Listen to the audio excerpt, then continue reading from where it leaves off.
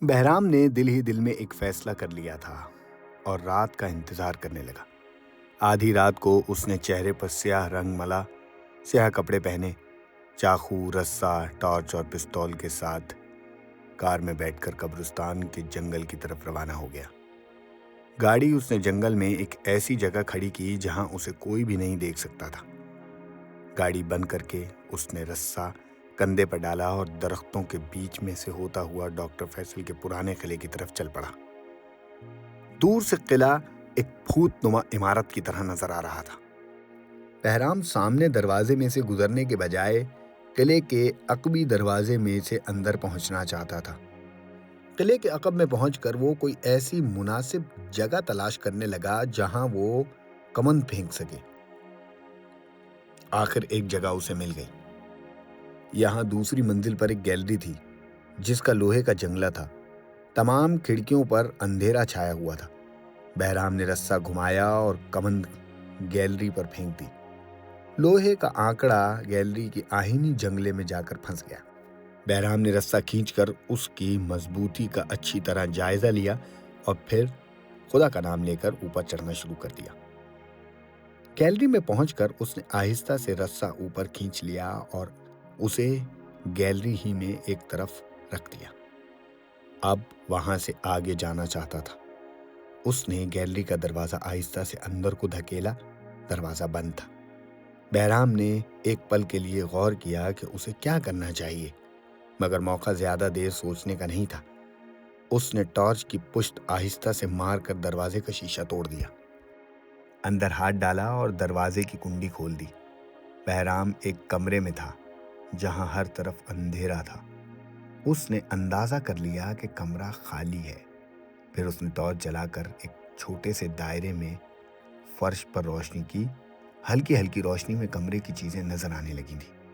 یہاں زیادہ تر پرانا فرنیچر اور میز کی کرسیاں پڑی تھیں جن پر گرد جمی ہوئی تھی۔ بہرام سمجھ گیا کہ کمرہ ویران ہے اور یہاں کبھی کوئی نہیں آیا۔ اس نے ٹارچ بجھائی اور کمرے کا دروازہ کھول کر باہر برآمدے میں آ گیا۔ یہ ایک تنگ سی راہداری تھی جس کے کونے میں ایک مدھم سا بلب جل رہا تھا، جس کی کمزور روشنی صرف اس کے ارد گرد ہی پڑ رہی تھی۔ بہرام نے پھونک پھونک کر قدم اٹھاتے ہوئے آگے چلنا شروع کر دیا۔ جہاں راہداری ختم ہوئی تھی وہاں اس نے ایک تنگ زینہ اوپر جاتے ہوئے دیکھا۔ بہرام نے زینے پر قدم رکھا اور اوپر چڑھنا شروع کر دیا۔ چکردار زینے نے اسے اوپر لیبارٹری کے دروازے کے باہر پہنچا دیا۔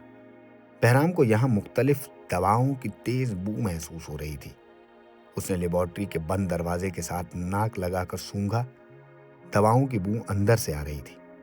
بہرام سمجھ گیا کہ یہی ڈاکٹر فیصل کی لیبارٹری ہے۔ وہ اسی جگہ آنا چاہتا تھا۔ اس نے اندھیرے میں ٹارچ جلا کر دیکھا کہ لیبارٹری کے دروازے پر ایک مضبوط تالا پڑا ہوا ہے۔ بہرام نے جیب میں سے ایک خاص اوزار نکالا اور اسے تالے کے سوراخ میں ڈال کر آہستہ سے گھمایا۔ ہلکی سی کٹک کی آواز آئی اور اس کے ساتھ ہی تالا کھل گیا۔ بہرام نے دروازے کو آہستہ سے کھولا اور لیبارٹری کے اندر داخل ہو گیا۔ اندر آتے ہی اس نے دروازے کو بند کر دیا۔ اندر بہت اندھیرا تھا۔ صرف باہر آسمان کی طرف کھلنے والی کھڑکی میں سے ستاروں کی ہلکی ہلکی روشنی میں لیبارٹری میں پڑی ہوئی چیزوں کے خاکے دکھائی دے رہے تھے۔ ایک طرف کونے میں بڑی بڑی زنجیریں لٹک رہی تھیں۔ اسٹریچر دیوار کے ساتھ لگا ہوا تھا۔ اس نے ٹارچ جلا لی۔ الماریوں میں آپریشن کے مختلف اوزار پڑے تھے۔ اس قسم کے اوزار اس نے پہلے کسی ڈاکٹر کے ہاں نہیں دیکھے تھے۔ وہ بڑا حیران ہوا کہ ایک ایسے ڈاکٹر کو جس نے ابھی ابھی سرجری کا امتحان پاس کیا ہے، اس قسم کی نہایت پیچیدہ اور بھاری بھاری اوزاروں کی کیا ضرورت ہے؟ اور پھر ڈاکٹر کو تو یہ چیزیں اپنی کلینک یا اسپتال میں رکھنی چاہیے۔ اس پرانے قلعے میں یہ آپریشن تھیٹر بنانے کی ڈاکٹر کو کیا ضرورت پڑی تھی؟ بہرام نے چیزوں کو ادھر ادھر الٹ پلٹ کر کے دیکھنا شروع کر دیا۔ وہ کم سے کم وقت میں جلد سے جلد کوئی ایسا سراغ حاصل کرنا چاہتا تھا جو اس کی تفتیش کو صحیح رخ پر ڈال سکے۔ ڈاکٹر فیصل نے کوئی ایسا سراغ نہیں چھوڑا تھا۔ پھر بھی بہرام ہر شے کو اٹھا اٹھا کر دیکھ رہا تھا۔ آخر اس کے ہاتھ ردی اشیاء کی ایک ٹوکری لگی۔ اچانک اس کا ہاتھ کسی ठंडी शय से टकराया। उसने उस शय को पकड़कर बाहर निकाला तो वो गोरखन की कटी हुई नाक थी। बहराम की आंखों में चमक सी आ गई। उसे ये मालूम नहीं था कि ये नाक किसकी है, मगर उसे एक नुमाया सुराग मिल गया था। जो वो चाहता था वो उसने हासिल कर लिया था। उसने जल्दी जल्दी सारी रद्दी का कागज दोबारा टोकरी में डाला, टोकरी को उसकी जगह पर रखा, कटी हुई नाक जेब में डाली और लेबोरेटरी से बाहर निकल गया। उसने लेबोरेटरी के दरवाजे को बंद करके दोबारा ताला लगा दिया और दबे दबे कदम उठाता चक्करदार जीने से नीचे उतर आया। वो राहदारी में से गुजर कर गैलरी वाले कमरे की तरफ बढ़ रहा था कि उसे बातों की आवाज सुनाई दी। यूं मालूम हो रहा था कि दो आदमी बातें करते हुए ऊपर आ रहे हैं। बहराम जल्दी से लपक कर राहदारी में एक मेहराब के ओंठ में सांस रोककर खड़ा हो गया। अंधेरे में उसकी आंखें राहदारी पर लगी थी। नीचे के जीने से डॉक्टर फैसल और डॉक्टर अरशद आपस में बातें करते हुए ऊपर आ रहे थे। वो दूर से चलते हुए उस तरफ राहदारी में बढ़ रहे थे जिधर मेहराब के पीछे अंधेरे में बहराम छुपा हुआ था। बहराम को अब उनकी बातें साफ सुनाई दे रही थी। मेरा ख्याल है हमें कॉफी का सामान भी साथ ले लेना चाहिए था। हाँ, मैं थोड़ी देर में खुद कॉफी तैयार करके ले आऊंगा, तुम फिक्र मत करो। अंतरी के ना होने से बड़ी तकलीफ होती है। हाँ, ठीक कह रहे हो तुम डॉक्टर अरशद, इसमें कोई शक नहीं है। मगर खुदा को जो मंजूर था वो तो होकर ही रहेगा, इसलिए वही हुआ। इसमें हम क्या कर सकते हैं? क्या ख्याल है डॉक्टर, हमें तलाश जारी रखनी चाहिए? हाँ हाँ डॉक्टर अरशद, इसके सिवा और कोई चारा नहीं है। हाँ, ठीक कह रहे हो। अच्छा, क्या हमें उसका यहाँ बैठकर इंतजार नहीं करना चाहिए? मेरा ख्याल है कि वो यहाँ जरूर आएगी। पता नहीं, ये तो मैं सोच कर ही बताऊंगा। इसी तरह की बातें करते हुए दोनों डॉक्टर बहराम के करीब से गुजर गए। जब वो सीढ़ियां तय करके ऊपर पहुंच गए तो बहराम ओट में से निकलकर कमरे में दाखिल हुआ। वहां से गैलरी में आ गया। उसने रस्सा नीचे फेंका और आहिस्ता आहिस्ता उतरता हुआ जमीन पर आ गया। रस्से को उछाल कर उसने कमंद उतारी, उसे लपेट कर कंधे पर डाला और तेज तेज कदम उठाता हुआ अंधेरे में उस तरफ चलने लगा जहां जंगल के दरख्तों में उसने अपनी गाड़ी खड़ी की थी। वहां दूसरी तरफ दोनों डॉक्टर बातें करते हुए लेबोरेटरी में आ गए। कमरे का ताला खोलते हुए फैसल को बिल्कुल महसूस न हुआ कि ये ताला एक बार पहले भी खुल चुका है। बहराम ने इस चाबुक दस्ती से ताला खोला था कि डॉक्टर के फरिश्तों को भी उसका इल्म नहीं हो सकता था। अरशद ने स्पिरिट से भरे मर्तबानों को गौर से देखा और कहा, इनका रंग मध्यम पड़ रहा है डॉक्टर। हाँ, मेरा ख्याल है स्पिरिट बदल देनी चाहिए। डॉक्टर फैसल अलमारी में से मुख्तलिफ दवाओं और शीशे की नलकियों का जायजा लेने लगा।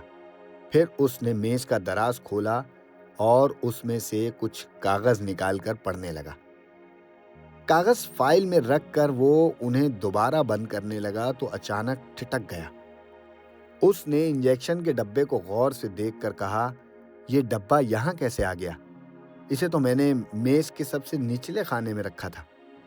हो सकता है तुम पहली दराज में रखकर भूल गए होगे डॉक्टर फैसल। नहीं, ऐसा कभी नहीं हो सकता। मुझे इस कमरे की एक एक शय के बारे में मालूम है कि वो कहाँ पड़ी है और उसे मैंने कहाँ रखा है। तो फिर उसे निचले खाने में किसने रख दिया? यहाँ तो कोई भी सिवाय हमारे नहीं आया डॉक्टर। डॉक्टर फैसल ने कमरे में चारों तरफ नजर दौड़ाते हुए कहा, मेरा ख्याल है यहाँ कोई गैर आदमी आया है। मुझे इस कमरे की फिजा में किसी अजनबी की बू महसूस हो रही है अरशद। ये तुम्हारा वहम है डॉक्टर। हम शाम को तमाम दरवाजे बंद करके नीचे गए थे। फिर इतने बड़े किले की दूसरी मंजिल में लेबोरेटरी का ताला खोलकर कोई जिन ही आ सकता है। डॉक्टर अरशद, यकीनन वो कोई जिन ही है जो इस कमरे में हमारी अदम मौजूदगी में आया है। उसके साथ ही डॉक्टर फैसल ने कमरे में घूम फिर कर चीजों का जायजा लेना शुरू कर दिया। उसने रद्दी की टोकरी को देखा तो उसे साफ मालूम हो गया कि सारे रद्दी कागजों को किसी ने बाहर निकालकर उनकी अच्छी तरह छानबीन की है और जायजा लेने के बाद दोबारा टोकरी में रख दिया। डॉक्टर फैसल का चेहरा गहरी फिक्र में डूब गया था। अरशद, मैं कसम खाकर कह सकता हूं अभी अभी कोई इस कमरे से होकर गया है। यह सुनकर अरशद भी चौंक गया और अचानक से उसे कुछ याद आया। اس نے ماتھے پہ انگلی رکھی اور کچھ یاد کرنے لگا۔ ڈاکٹر فیصل، مجھے کچھ یاد آ رہا ہے۔ جب ہم اوپر چڑھ کے اس کمرے کا تالا کھول رہے تھے، ٹھیک اسی وقت مجھے دور کسی کار کے سٹارٹ ہونے کی آواز سنائی دی تھی۔ ہاں، شاید وہی ہو۔ دونوں ڈاکٹر لپک کر لیبارٹری سے باہر نکلے اور دوسرے کمرے کی گیلری میں جا کر باہر دیکھنے لگے۔ ڈاکٹر فیصل نے بتی جلا کر کمرے کے گرد آلود فرش کو دیکھا۔ وہاں صاف کسی انسان کے جوتے کے نشان تھے۔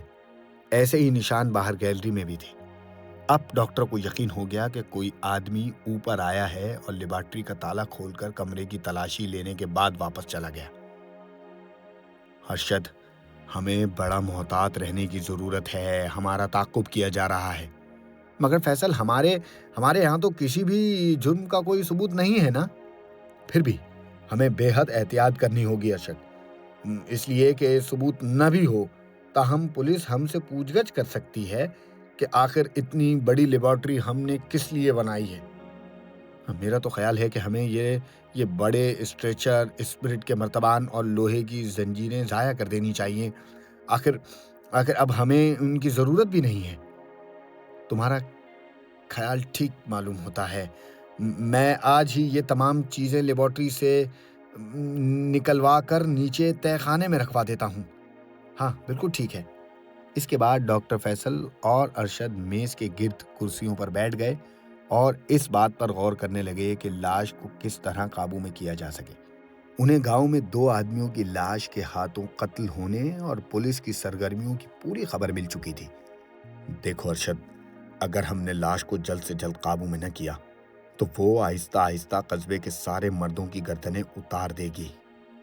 ہاں، تم ٹھیک کہہ رہے ہو فیصل، میرا خیال ہے کہ ہم الٹرا وائلٹ شعاعوں سے اسے قابو میں کر سکتے ہیں۔ تمہارا کیا خیال ہے؟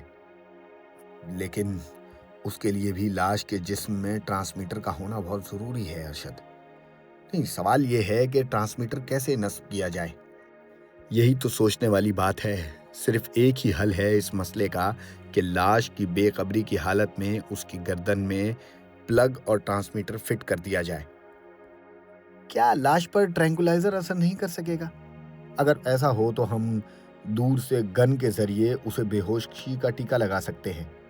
ڈاکٹر فیصل نے ماتھے پر ہاتھ پھیرتے ہوئے کہا، یہی تو مصیبت ہے کہ اس پر کسی شے کا کوئی اثر نہیں ہو سکتا سوائے ان لاسلکی شعاعوں کے جو میرے ٹرانسمیٹر سے اس کے ٹرانسمیٹر تک جائیں گی۔ اس کے لیے بھی شرط یہ ہے کہ ٹرانسمیٹر لاش کی گردن میں لگا ہو۔ ڈاکٹر فیصل نے اٹھ کر ٹہلنے شروع کر دیا۔ اس نے میز پر بیٹھ کر فائل میں سے ہر نسخے کو پڑھ لیا تھا۔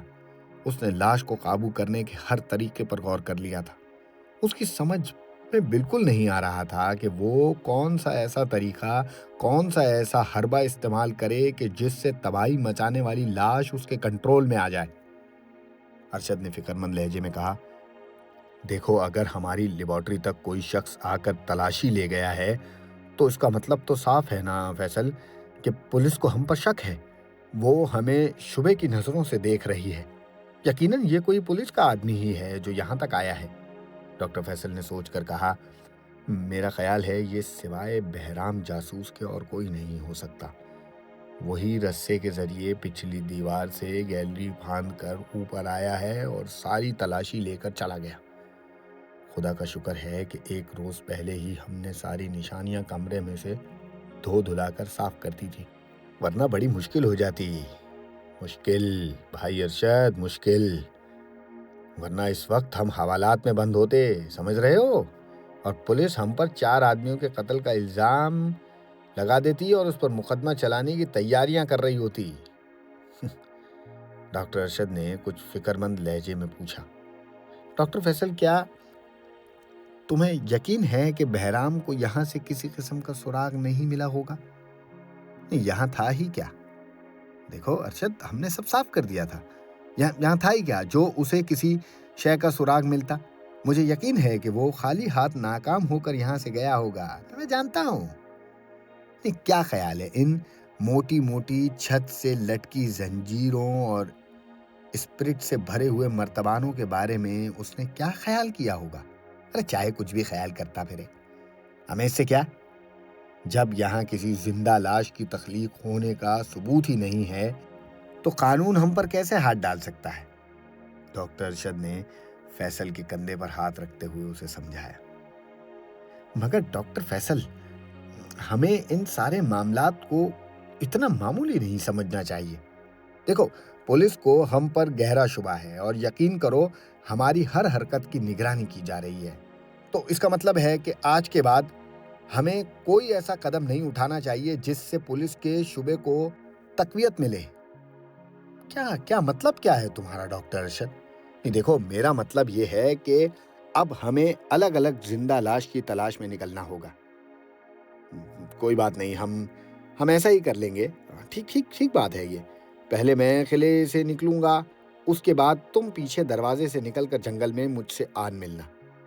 ڈاکٹر ارشد نے کہا، میرا تو خیال ہے ڈاکٹر کہ ہمیں اب لاش کی تلاش میں اس کے پیچھے جانا ہی نہیں چاہیے۔ اس طرح ہماری راہ میں بہت سی مشکلات پیدا ہو جائیں گی۔ تو پھر کیا ہمیں لاش کو کھلی چھٹی دے دینی چاہیے کہ جب اور جس وقت چاہے لوگوں کو قتل کرتی پھرے، ان کا سر اٹھا کے باہر کھیتوں میں پھینک دے؟ کیسی باتیں کر رہے ہو ڈاکٹر ارشد؟ میں بالکل ٹھیک کہہ رہا ہوں ڈاکٹر فیصل۔ دیکھو، مجھے یقین ہے کہ پولیس لاش کو ضرور پکڑ لے گی۔ ارشد، وہ لاش کو تباہ کر دے گی اور یہ میں نہیں چاہتا، سمجھ رہے ہو؟ میری ساری محنت پر پانی پھر جائے گا۔ میں اپنی تاریخی تخلیق کو یوں پولیس کے ہاتھوں برباد ہونے نہیں دوں گا یار۔ تو ڈاکٹر فیصل، پھر ایک ہی صورت ہے کہ میں اس قلعے میں بیٹھ کر لاش کا انتظار کروں اور تم اس کی تلاش میں قلعے سے باہر چلے جاؤ۔ ہم دونوں کا اکٹھے سفر کرنا اب مناسب نہیں ہے۔ جیسے تمہاری مرضی، میں اکیلے بھی کام کر سکتا ہوں۔ جیسے تمہاری مرضی، مگر میں پھر یہی کہوں گا ڈاکٹر فیصل کہ تم بھی میرے ساتھ یہاں قلعے میں ہی بیٹھے رہو، لاش کا انتظار کرو۔ مجھے لگتا ہے، بلکہ یقین ہے، وہ ایک بار قلعے میں ضرور آئے گی۔ ویسے بھی مناسب یہی معلوم ہوتا ہے کہ ہم کچھ دیر کے لیے اپنی سرگرمیاں بند کر دیں۔ جب حالات ذرا نارمل ہو جائیں تو دوبارہ تلاش شروع کر دی جائے، اور اس دوران میں لاش کو کھلی چھٹی دے دی جائے کہ وہ قصبے کے لوگوں کو موت کی نیند سلانے کے بعد شہر کا رخ کرے اور وہاں بھی تباہی پھیلائے۔ نہیں ڈاکٹر ارشد، یہ مناسب نہیں ہے، ہم ایسا نہیں کر سکتے۔ ہمیں ایسا کرنا بھی نہیں چاہیے یار۔ تو پھر ہم دونوں اکٹھے بھی تو لاش کے تعاقب میں روانہ نہیں ہو سکتے۔ یا تو میں یہاں ٹھہروں گا اور یا تم یہاں ٹھہرو گے، اور میں لاش کا پیچھا کر کے اس کی گردن میں ٹرانسمیٹر لگانے کی کوشش کروں گا۔ ڈاکٹر فیصل نے ڈاکٹر ارشد کی بات کو کاٹتے ہوئے کہا، ٹرانسمیٹر لگانے کا کام تم خوش اسلوبی سے نہ کر سکو گے، یہ میرا کام ہے اور میں ہی کروں گا۔ ہاں، تم قلعے میں بیٹھ کر یہاں پہرا بھی دو اور لاش کا بھی انتظار کرو، اور ایک فالتو ٹرانسمیٹر تم بھی اپنے پاس رکھو۔ اگر لاش بھولے بھٹکے ادھر کو آ بھی گئی تو تم اس کی گردن میں ٹرانسمیٹر کا سوئچ لگانے کی پوری کوشش کرنا۔ میں اس ڈیوٹی کے لیے تیار ہوں۔ ٹھیک ہے، اب ہمیں آرام کرنا چاہیے۔ میں صبح لاش کی تلاش میں نکل جاؤں گا اور تم میرے پیچھے قلعے کی رکھوالی کرنا۔ ڈاکٹر ارشد نے پوچھا، کیا خیال ہے، لاش کہاں جا کر چھپی ہوگی ڈاکٹر؟ سوائے قبرستان کے عقبی کھنڈروں کے وہ اور کہیں نہیں جا سکتی۔ وہیں غاروں میں وہ کہیں نہ کہیں چھپی ہوگی۔ وہ دن کی روشنی میں بغیر ٹرانسمیٹر کے سفر نہیں کر سکتی۔ تو کیا تم صبح انہی غاروں میں جاؤ گے؟ جی ہاں، مجھے یقین ہے کہ لاش وہیں کہیں چھپی ہوگی اور میں اسے دن کے وقت میں ضرور قابو کر لوں گا۔ ویسے ڈاکٹر، مجھے لگتا ہے احتیاطاً تمہیں ٹرینکولائزر انجیکشن ساتھ لے جانے چاہیے۔ میں نے تمہیں کہا نا ارشد، اس کا کوئی فائدہ نہیں ہے۔ لاش کا سب سے بڑا ٹرینکولائزر یہ ننھی ماچس کی ڈبیا کے برابر ٹرانسمیٹر ہے۔ اگر میں یہ فٹ کرنے میں کامیاب ہو گیا تو وہ لاش ہم دونوں کی مطیع ہو جائے گی۔ نہ صرف یہ کہ وہ صرف ہمارے حکم پر ہی عمل کرے گی، بلکہ ایکس شعاؤں کے ذریعے ہم اسے جب اور جہاں چاہیں غائب کر کے کسی دوسری جگہ پھر سے زندہ کر سکتے ہیں۔ خدا کرے کہ تم یہ ٹرانسمیٹر لاش کی گردن میں لگانے میں کامیاب ہو سکو فیصل۔ میں بھی کوشش کروں گا۔ اگر لاش قلعے میں آ گئی تو میری ہر ممکن کوشش یہی ہوگی کہ وہ میرے قابو میں آ جائے۔ اس کام میں انتہائی چالاکی، ہوشیاری اور چابک دستی کی ضرورت ہے۔ सिवाय इसके हम और कुछ भी नहीं कर सकते कि पीछे से दबे पांव जाकर पलक झपकते में लाश की गर्दन में ट्रांसमीटर फिट कर दें और अपना ट्रांसमीटर ऑन करके उसे हुक्म दें कि वो अपनी जगह से बिल्कुल ना हिले, क्योंकि हम उस लाश को न तो बेहोश कर सकते हैं और न ही जंजीरों में जकड़ सकते हैं। हाँ, मैं पूरी कोशिश करूंगा डॉक्टर फैसल। मेरा ख्याल है अब हमें आराम करना चाहिए, काफी वक्त गुजर गया है। मेरा भी यही ख्याल है। इसके साथ ही दोनों डॉक्टर लेबोरेटरी से बाहर निकले, दरवाजे पर ताला डाला और चक्करदार जीने से उतरकर आराम करने अपने अपने कमरे में चले गए। उनके कमरों में जाते ही किले पर एक पुरस्रार आसेबी खामोशी और तारीकी छा गई थी। इस खामोशी में कभी कभी कब्रिस्तान की तरफ से उल्लू के बोलने की मनहूस आवाज आ जाती थी, जिसे डॉक्टर अरशद अपने बिस्तर में लेटा बार बार सुन रहा था और सोने की कोशिश कर रहा था। वो यही सोच रहा था कि ये सब कुछ कब तक चलेगा। क्या कल फैसल लाश को अपने काबू में कर सकेगा? क्या लाश अगर किले की तरफ आ गई और डॉक्टर अरशद का उससे सामना हो गया तो क्या वो उसकी गर्दन में वो ट्रांसमीटर लगा सकेगा? इन सारे सवालों के जवाबात मैं भी उसी बेचैनी से जानने की कोशिश कर रहा हूं जिस बेचैनी से आप जानने की कोशिश कर रहे हैं। मगर इसके लिए हमें थोड़ा इंतजार करना पड़ेगा, क्योंकि कल फिर इसी वक्त मैं इस कहानी का अगला हिस्सा लेकर आपके सामने हाजिर हो जाऊंगा। जब तक के लिए आप मेरे चैनल को सब्सक्राइब कीजिए, मेरी वीडियोस को लाइक कीजिए और अपने दोस्तों के साथ जरूर शेयर कीजिए। कमेंट कर मुझे बताइएगा कि क्या लगता है, क्या लाश काबू में आ सकेगी या डॉक्टर फैसल और डॉक्टर अरशद पुलिस के आगे बेनकाब हो जाएंगे। अपना ढेर सारा ख्याल रखें, मुझे अपनी दुआओं में याद रखें, अपने आसपास के लोगों से प्यार करते रहिए। अल्लाह हाफिज।